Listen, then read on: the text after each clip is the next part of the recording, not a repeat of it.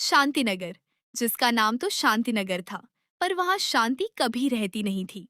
वजह, दो पड़ोसने, कमला और सुनीता। दोनों का घर बिल्कुल साथ साथ था, बस एक छोटी सी दीवार के फासले पर। और पिछले 10 साल से इन दोनों के बीच बातचीत का मतलब था झगड़ा।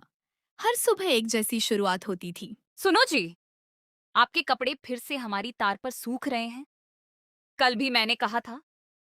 आपकी तार? ये तो बिल्डिंग की साझी तार है कमला जी, आप अकेली मालिक नहीं हो। साझी होगी, पर आप तो अपनी पूरी धोबी की दुकान ही उठा के ले आती हो। 7-7 कपड़े एक साथ। तो क्या करूं, अपने कपड़े ना सुखाऊं? आपके घर तो सिर्फ 3 लोग हैं, हमारे 5। तो अपना अलग इंतजाम करो ना। हमेशा हमारी चीजों पर नजर क्यों रहती है? मेरी नजर? पिछले हफ्ते आपने मेरा कुकर मांगा था, आज तक वापस नहीं किया। वो तो मैं भूल गई थी। इतना बड़ा मुद्दा मत बनाओ। भूल गई या रख लिया हमेशा के लिए? और इस तरह रोज सुबह तार से शुरू होकर कुकर, नमक, चाय पत्ती, बच्चों के शोर, हर चीज पर इन दोनों की लड़ाई चलती रहती थी। पूरी गली अब तो आधी हो चुकी थी। कमला, तुम दोनों की आवाज सुबह सुबह अलार्म से भी तेज है। मैं ऑफिस टाइम से पहले ही बहरा हो जाऊंगा। आप चुप रहिए। आपको पता नहीं ये सुनीता कितनी घमंडी है। हाँ हाँ, मैं तो बस चाय पीने आया था। कुछ महीने ऐसे ही गुजरे। फिर एक दिन गली में एक नया ट्रक आया, सामान से भरा हुआ। नए पड़ोसी आ रहे हैं। नए पड़ोसी। कमला और सुनीता दोनों अपनी अपनी खिड़की से झांक रहे थे। दोनों की नजर एक दूसरे से टकराई, फिर तुरंत हट गई, आदत से मजबूर। घर खाली था जो बिल्कुल बीच में था, कमला और सुनीता के घर के ठीक सामने। नया परिवार शिफ्ट हुआ, रीता, उसका पति और 2 छोटे बच्चे। अगली सुबह रीता अपने नए पड़ोसियों से मिलने निकली। सबसे पहले कमला के घर पहुंची। नमस्ते, मैं रीता हूँ।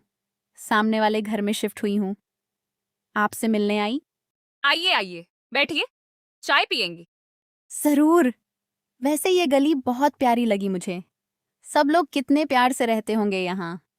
मतलब ज्यादातर लोग तो अच्छे ही हैं। एक बात पूछूं?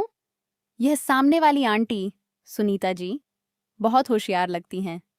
उनसे बात हुई आपकी? होशियार? वो तो बस अपने आप को होशियार समझती हैं। असल में तो और कमला ने रीता को पूरी कहानी सुनानी शुरू कर दी। तार वाला झगड़ा, कुकर वाला झगड़ा और ना जाने क्या क्या। अच्छा, हम समझ गई। कुछ देर बाद रीता सुनीता के घर भी गई। नमस्ते सुनीता जी, मैं रीता, नई पड़ोसी। आइए रीता जी, बैठिए, चाय लेंगी? हाँ जरूर। वैसे मुझे कमला जी से भी मिली थी अभी। बहुत बातूनी है। कमला से मिली? उसने क्या क्या कहा मेरे बारे में? कुछ खास नहीं, बस उन्होंने कहा आप थोड़ी घमंडी हो। घमंडी? मैं? वो खुद अरे छोड़ो, मैं आपको पूरी सच्चाई बताती हूँ। और सुनीता ने भी अपनी तरफ की पूरी कहानी सुनाई। कैसे कमला कुकर वापस नहीं करती, कैसे वो हमेशा उनकी बातों में गलतियां निकालती है। अच्छा, समझ गई। रीता मुस्कुराई और घर चली गई। उसके दिमाग में एक प्लान चल रहा था। अगले इतवार रीता ने दोनों के घर एक छोटी सी चिट्ठी भेजी। प्रिय कमला जी, कल शाम 5 बजे मेरे घर चाय पर आइए। एक जरूरी बात करनी है। वही चिट्ठी सुनीता के नाम भी गई। अगले दिन शार्प 5 बजे कमला रीता के घर पहुंची। रीता जी, क्या बात है? इतनी जरूरी चिट्ठी? बस 2 मिनट कमला जी, बैठिए। तभी दरवाजे की घंटी बजी। रीता ने दरवाजा खोला और सामने खड़ी थी सुनीता। ये तो यहाँ क्यों है? मैं पूछना चाहती हूँ वही सवाल। आप दोनों बैठिए प्लीज, सिर्फ 5 मिनट। दोनों अजीब सी नजर से एक दूसरे को देखते हुए अलग अलग सोफे पर बैठ गईं। देखिए, मुझे 2 हफ्ते हुए हैं इस गली में आए। आप दोनों से अलग अलग मिली और दोनों ने मुझे अपनी अपनी कहानी सुनाई। तो तो मुझे एक बात समझ आई। कमला जी, आप सुनीता जी की बहुत तारीफ करती हैं जब उनका जिक्र नहीं होता। मैं? कब? जब मैंने पूछा बच्चों के स्कूल के बारे में, आपने कहा सुनीता जी के बच्चे बहुत अच्छे नंबर लाते हैं। उनसे सीखना चाहिए अपने बच्चों को। क्या कमला ने यह कहा? हाँ, और सुनीता जी, जब मैंने पूछा खाना बनाने के बारे में, आपने कहा कमला जी के हाथ में तो जादू है। उनके पकौड़े पूरे मोहल्ले में मशहूर हैं। वो तो सच है, मेरे पकौड़े अच्छे होते हैं। हाँ, सच में अच्छे होते हैं।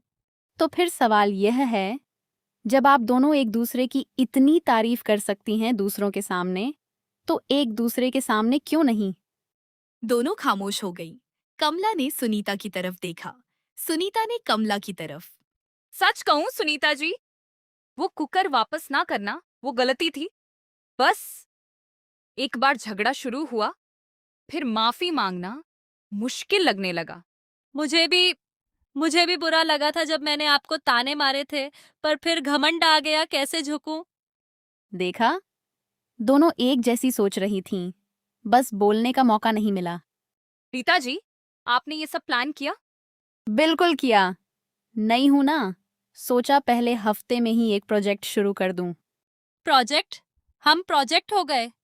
Successful project. देखिए, दोनों मुस्कुरा रही हैं। कमला और सुनीता 10 साल बाद पहली बार एक दूसरे को देखकर सच में मुस्कुराई। चलो सुनीता जी, कल सुबह तार का इंतजाम ठीक से कर लेते हैं, आधा आधा बांट लेते हैं, झगड़ा ही खत्म। हाँ, और वो कुकर रहने दीजिए, अब नया ले लूंगी मैं। नहीं नहीं, मैं कल ही वापस कर दूंगी, प्रॉमिस। चलिए, अब एक काम करते हैं, कल शाम सब मिलकर चाय पियेंगे, सब बच्चे भी। पहली शांतिनगर चाय पार्टी। अच्छा आइडिया है, मैं समोसा बनाऊंगी। और मैं पकौड़े। दिखाती हूँ अपना जादू। अगले दिन शाम पूरी गली ने देखा जो कभी ना हुआ था। कमला और सुनीता एक ही चटाई पर बैठी हंस रही थीं, चाय पी रही थी, जैसे 10 साल का झगड़ा कभी हुआ ही ना हो। यह क्या हो रहा है? कमला और सुनीता साथ में हंस रही हैं। मुझे बुखार तो नहीं आ गया? चुप रहिए जी, आइए आप भी चाय पिए। और उस दिन से शांतिनगर सच में शांतिनगर बन गया। तार का झगड़ा खत्म, कुकर वापस आ गया और एक नई दोस्ती शुरू हो गई जो रीता की छोटी सी समझदारी से बनी थी।